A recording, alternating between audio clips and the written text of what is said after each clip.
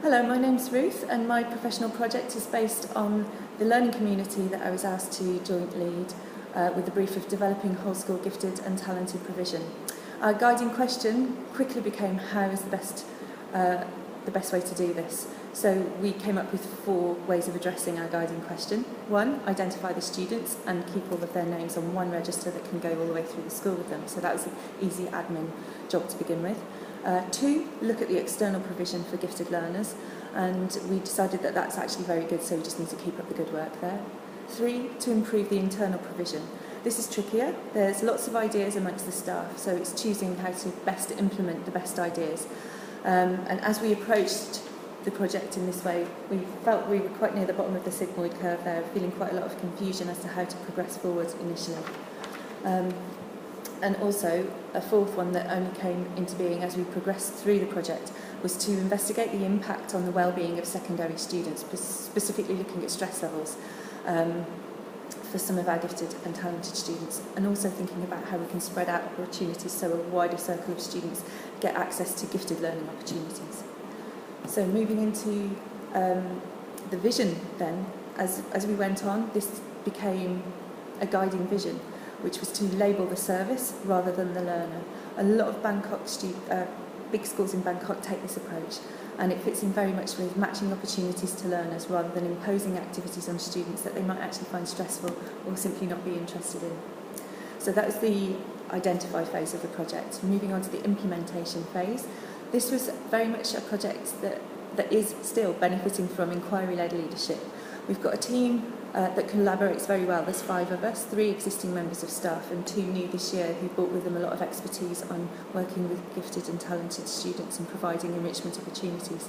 So we worked very well together to figure out which initiatives would best suit our school. We were open-minded with each other and took part in some very constructive collaboration. My actions involved in the implementation meant that I guided the meetings by setting an agenda and keeping the talk on track. I also took minutes, and after the meetings I would go through those minutes quite carefully, and I chose and formalised some of the ideas once I'd got time to think rather than having everyone talking. And I put together a plan of 3 courses of action that we could all take. I took that back to the team to see if they were in agreement with that. So these 3 things were to add gifted learning opportunities to the existing schemes of work in place in primary and secondary school, and 2, to introduce cross-curricular challenges specifically for secondary school students and specifically for Key Stage 3. I started collecting a grid by talking to other members of staff as well to match up where we thought there could be good cross-curricular opportunities and to record ideas for what those projects could be. And the 3rd one's very closely linked with that. So we were going to use some activity time on Thursday afternoons for secondary students and on Mondays, Wednesdays and Fridays for primary students to really provide some genuine enrichment activities, which would then, as we take the project forward, become more formalised and organised as time goes on. Still on the implementation phase then, we needed to communicate with a bigger team of the school staff. The adaptive rather than adoptive approach is very much what we had in mind when it came to communicating with the staff. So we began to do this via email and informal conversations. We asked for input about which students should be selected to go to the external providers for enrichment learning opportunities, and managed to make some very good decisions about which students to take to the Bangkok Enrichment Educators Network. And we've also asked for feedback for the upcoming Tournament of Minds. I also, as I said, spoke quite a lot to staff to ask for their collaboration in putting the grid together to provide these enrichment learning opportunities within school. Ian and Ash also presented a 5-minute presentation on how to add gifted opportunities to lessons and existing schemes of work, and those were very well received by the staff, who appreciated the kind of refreshing of their ideas and provision of some new ones that they might not have thought of before. So this was the model. As a project leader, I wanted to try out this idea of distributed leadership and very much encouraged Ash and Ian to take the leadership there. And then I myself communicated with the rest of the staff during a Thursday share, so that's a 10 to 20 minute slot in the morning. about labelling the services and the challenges rather than the learners, so I communicated that vision to the staff. And I also took the opportunity to communicate some of the results from a student survey that I'd done. So this moves on to the next bit of implementation, communicating with the most important people, which is the students.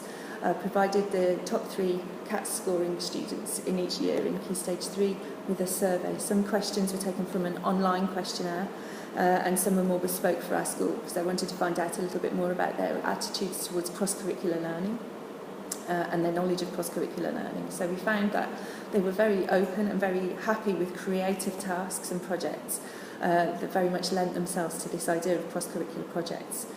However, one student suggested that we should give the questionnaire to all students rather than just this obviously quite small cohort that I'd chosen. And I very much take that on board. I think we shouldn't just interpret test results of students, we should give them a chance to advocate for themselves as well and communicate with us in that way. I also applied the student voice to the choosing students for Tournament of Minds. So I asked students who were potentials to actually apply for the chance to join Tournament of Minds rather than just telling them, oh, you've been chosen. And that's actually turned out very successfully as well so far. By way of evaluation of this project, we can evaluate this as it continues to grow. There's also quite a lot of conversations going on. This is very informal evaluation now, but there does seem to be a shift in the culture of staff talking to each other more about about curriculum, cross-curricular activities, and there are also some assessments already in place that are cross-curricular, and they do seem to be more suited to the higher ability students who don't need tasks broken down into so many steps and stages. We've also been looking at the teamwork value rubric, just to show that. All of the team members, I think the 5 of us in the learning community, are definitely at the benchmark or the milestone level in terms of the way we collaborate together, so that's another really positive bit of evaluation.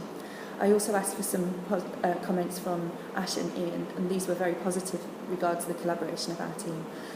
But they did say that we could improve more with our communication and collaboration with the wider school staff, with a little bit more meeting time and taking advantage of other collaborative opportunities to really make sure that things are improving and changing, and to try to generate consistency across departments. In terms of leadership, they were happy with collaboration and liaison, and what they're looking for now is me seeing a project through and maybe being a bit more assertive or having to be a bit more assertive in doing so. Okay, so the impact then. The changes that we can see in school. The whole school register now is a good starting point, but I think we need to add some more students to it. There's a change in the scheme of works and in the culture, again starting but could be more collaborative, and we've got the enrichment activities that are ready to go forwards in term 2 now. So looking forward to the future. We want to see more primary-secondary liaison. I'm going to work with Andy Emery with his professional project too to add in these approaches to learning for the enrichment projects that are going to go on after in activity times at school. We need to collaborate more with heads of subjects and collate the evidence on the schemes of work modification, and possibly share best practice again in another Thursday show or an after-school PD session to showcase the great ideas staff are coming up with, and to create this culture of opt-in enrichment in lessons and activities for the students to choose what they're interested in. Impact on me. I've learned that different styles of leadership are very much suited to different situations. Really big learning point for me is that tightly structured talk, how well it can work in meetings, and I've also been using it a lot in lessons. Another point is the usefulness of multiple perspectives on an issue that I'm approaching. And finally, one of the biggest things that I've learned, and it certainly applies to this project, is that effecting and embedding change is a lengthy and multi-stage process. Thank you.